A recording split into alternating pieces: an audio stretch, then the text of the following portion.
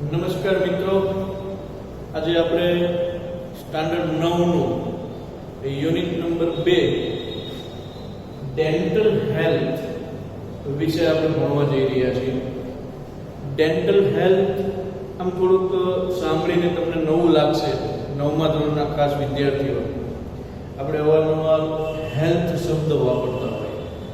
Health શબ્દ આવ્યો ક્યાંથી? તો ટુ હીલ, મૂળરૂપ ટુ હીલ એટલે સાજા થવું, અને હેલ્થ એટલે તંદુરસ્તી, અને હેલ્ધી એટલે તંદુરસ્ત. તો મિત્રો, આજે આપણે બીજું યુનિટ જે છે આપણા 9મા ધોરણની અંદર આવતું ડેન્ટલ હેલ્થ, એના વિશે આપણે અભ્યાસ કરવા જઈ રહ્યા છીએ. મોટાભાગના બાળકોને અત્યારે તમે જુઓ તો દાંતના પ્રોબ્લેમ રહેતા હોય. ડેન્ટલ પ્રોબ્લેમ, કોઈકને દાંતનો દુખાવો હોય, કોઈકની દાંત સડી જતી હોય, સડી ગયેલી હોય, કોઈકને દાંતમાંથી રસી નીકળતા હોય. આવા બધા ઘણા બધા પ્રોબ્લેમ આ ઉંમરે થતા હોય છે. અને સાથે સાથે દૂધિયા દાંત, જેને આપણે કહીએ છીએ મિલ્કી ટીથ, એ ઘણા બાળકોને નથી તૂટ્યા હોતા નાનપણમાં, અને એને કારણે પણ જે આ પ્રોબ્લેમ થતા હોય એ ઘણા બધા મુશ્કેલીઓ સર્જતા હોય.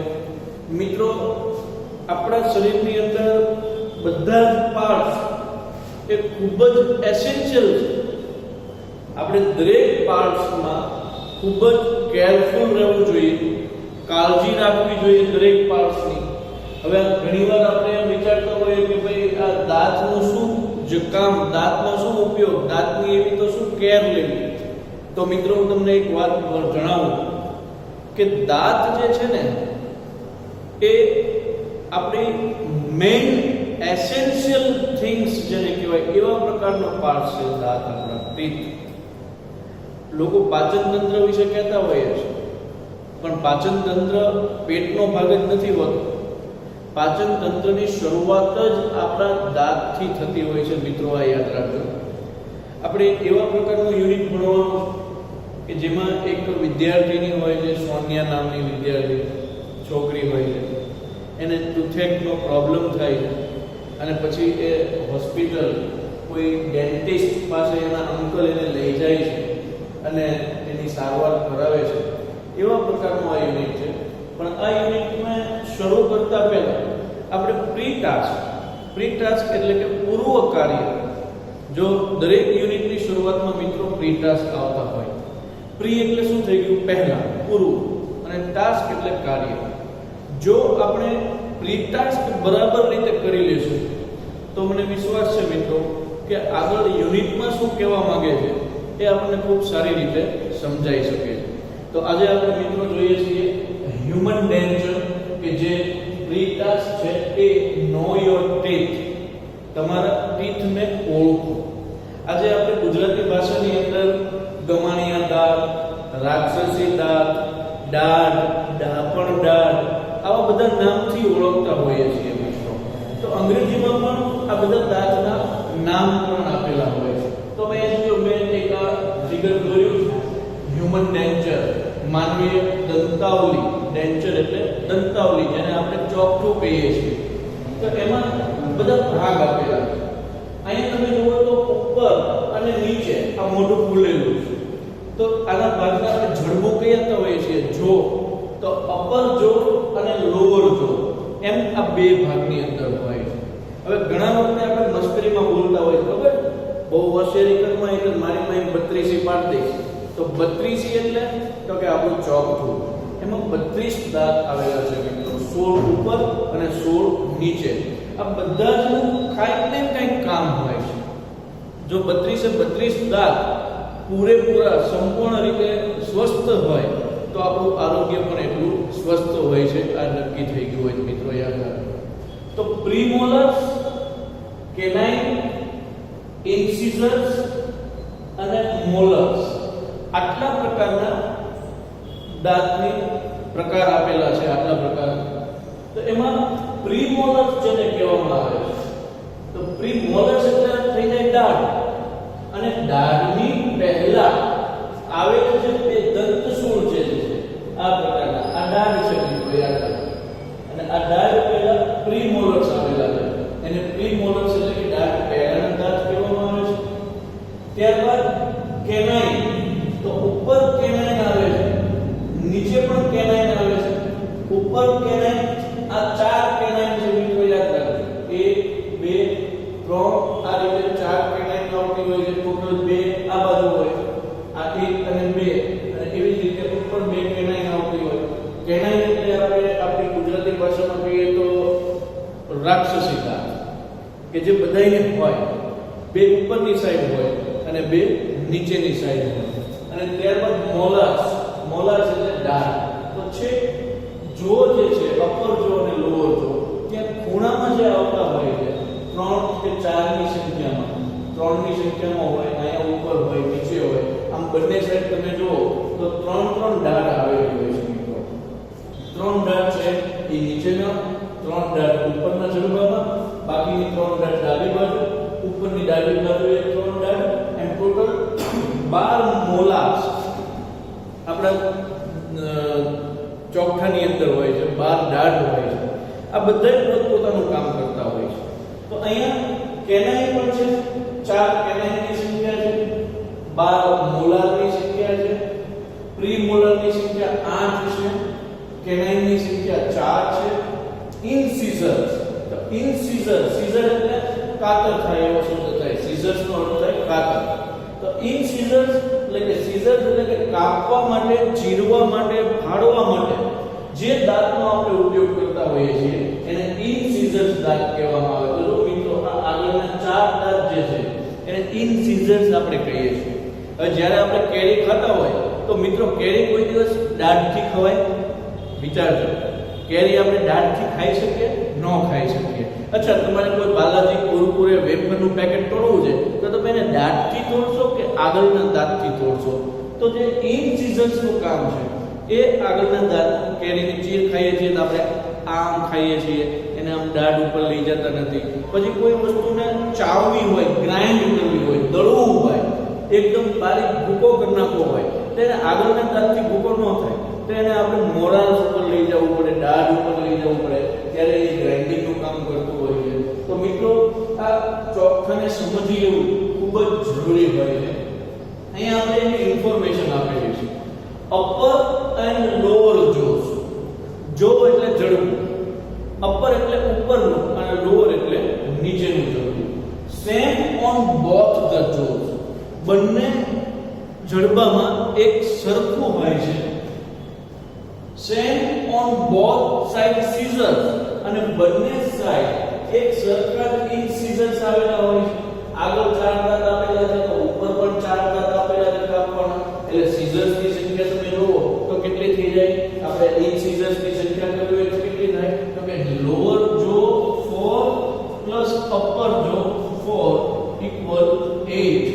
એટલે 8 છે ઇન્સિઝર્સ થઈ ગયા કહેવાય. ત્યારબાદ કેનાઇન્સ આવે છે. તો કેનાઇન્સ તમે જો મેં કીધું એમ રાક્ષસી દાંત જેને કહેવામાં આવે છે, બરાબર?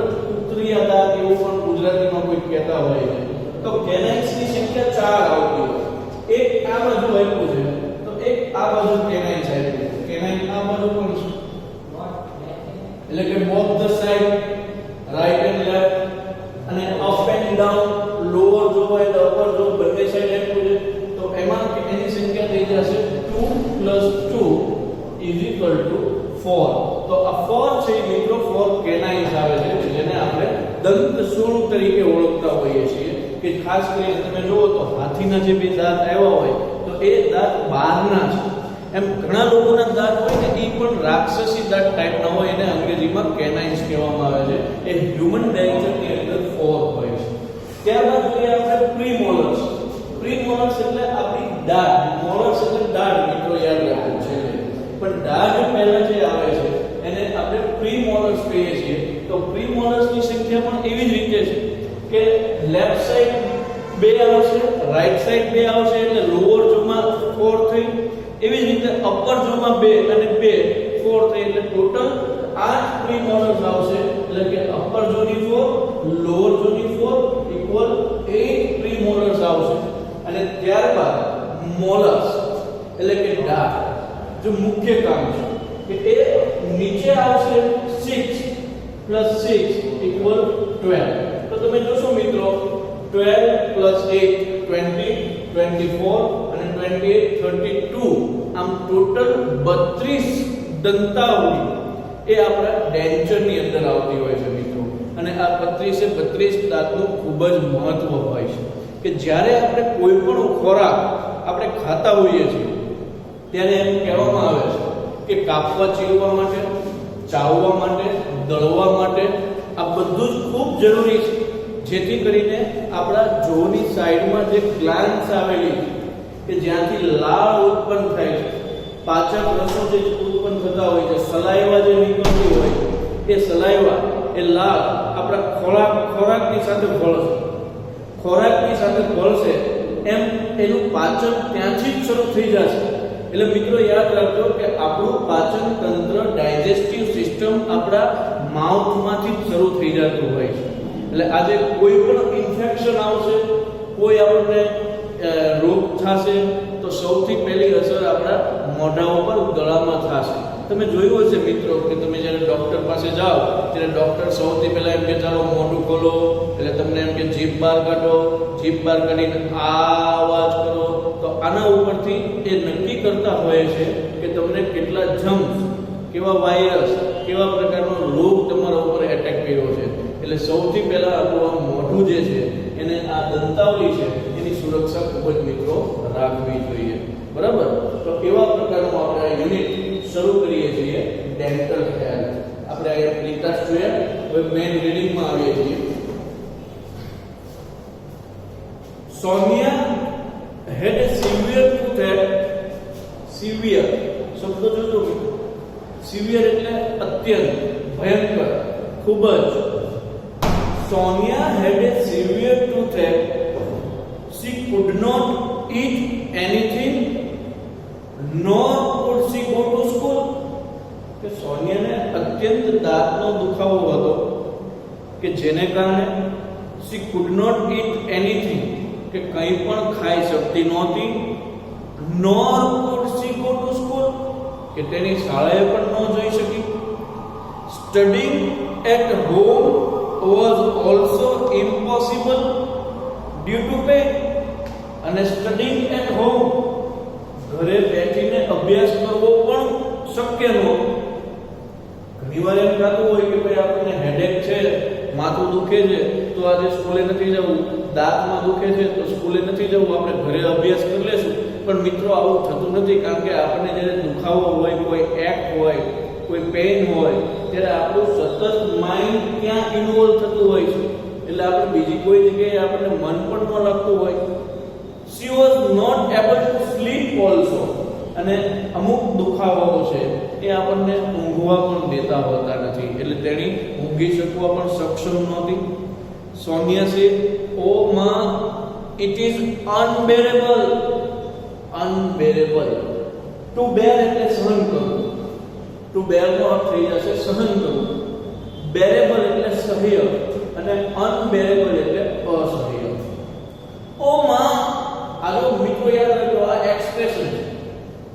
એક્સક્લેમેટરી સેન્ટેન્સ ની અંદર આપણે જોતા હોય કે આપણે ગુજરાતીની અંદર પણ બોલતા હોઈએ છીએ કે આપણને માની લો કે કંઈક વાગ્યું હોય તો આપણે સીધે સીધું કંઈક તો બોલાઈ જાય ને, તો આને ઉદ્ગાર કહેવામાં આવતો હોય.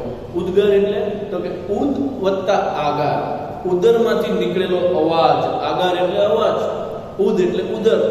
તો અમુક શબ્દો આપણે જાણી જોઈને બોલતા હોય અને અમુક શબ્દો એવા હોય છે કે જેમાં આપણને ખબર પણ ન હોય અને આપોઆપ જે નાભીમાંથી સરી પડતા હોય. હવે તમે વિચાર કરજો કે તમે આમ શાંતિથી ઊભા હો અને કોઈ આવીને તમને બીડાવી જાય તો તમે કેવા બી જાવ, ઓ માં કરી જાવ ને. તો આ ઓ માં જે નીકળે છે, ઓ, એ ઉદ્ગાર શબ્દ કહેવાય. તો એવી જ રીતે અહીંયા સોનિયાને પણ એવો ઉદ્ગાર નીકળી જાય છે, ઓ માં, it is unbearable.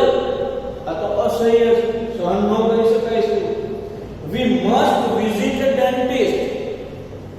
We must visit a dentist. કે આપણે ડેન્ટિસ્ટ ની એટલે કે દાંતના ચિકિત્સક ની મુલાકાત લેવી જોઈએ. સેડ હર અંકલ અશોકભાઈ. અને એના કાકા અશોકભાઈએ કીધું કે આપણે દાંતના ડોક્ટર પાસે જવું જ જોઈએ. The same evening they were at the dental care clinic of Dr. Sharma. અને બરાબર એ જ સાંજે તેઓ ડોક્ટર શર્માના ક્લિનિક પર ગયા. Doctor Bansi Sharma is a young and competent doctor.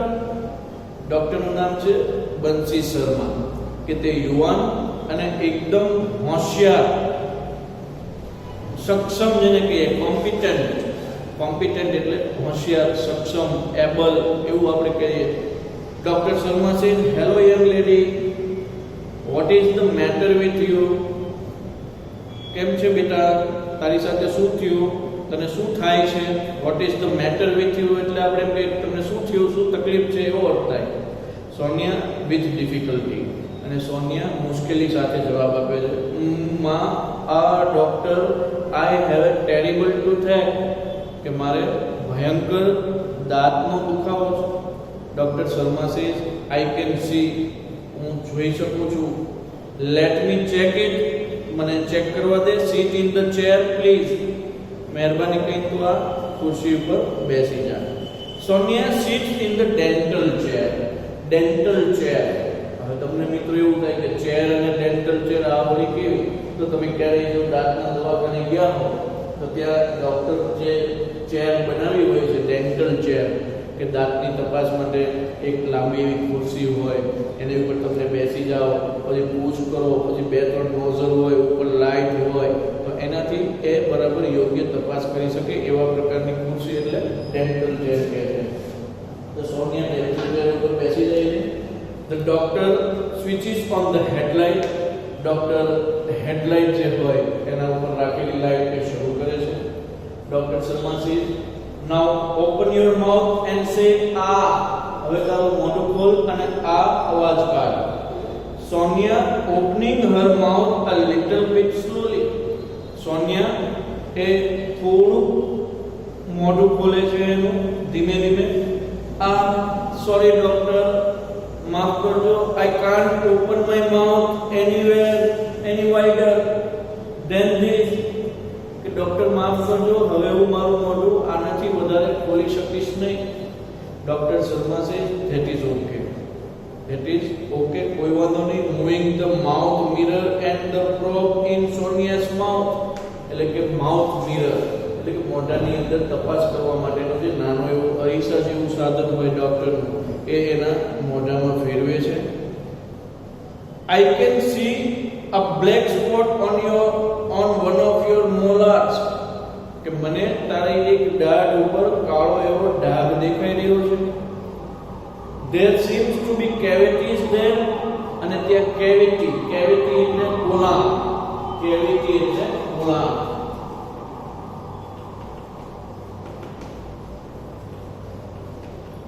અને મને ત્યાં થોડું ખોલાણ પણ દેખાઈ રહ્યું છે. અશોકભાઈ અશોકભાઈ મૂંઝાયેલા. A cavity, ખોલાણ. Doctor Sharma says, yes, a cavity and quite big one. કે કેવિટી અને પણ મોટી સાઈઝમાં. I am prescribing some medicines today. Prescribe સૂચવવું, સલાહ આપવી. હું થોડીક દવાઓ આજે સૂચવું છું. The pain will subside by tomorrow. આવતીકાલ સુધીમાં દુખાવો જતો રહેશે, ઘટી જશે. Only then the further treatment is possible. અને જ્યારે આ દુખાવો ઘટી જાય પછી જ સારવાર શક્ય બનશે. Can you come back tomorrow? શું તમે આવતીકાલે પાછા આવી શકશો? અશોકભાઈ says, I will be out of station tomorrow. હું આવતીકાલે બહાર છું, શહેરની બહાર છું. Doctor Sharma says, well, Sonia can come alone. She is a brave girl. Doctor Sharma કહે કે સારું સોનિયા, તું એકલી આવજે, એકલી આવી શકીશ, તું બહાદુર છોકરી છો. Yes doctor, I will have to. અને સોનિયા કહે છે કે હા ડોક્ટર, હું આવીશ અને મારે આવવું જ પડશે. મિત્રો, આજે આપણે જે પહેલો ભાગ હતો, પહેલો સીન એ પૂરો કરીએ છીએ. આવતીકાલે ફરી પાછું આપણે આનો બીજો સીન જોશું. અને આ એ લેક્ચર આપણે પૂર્ણ કરશું. પૂરું કરવું.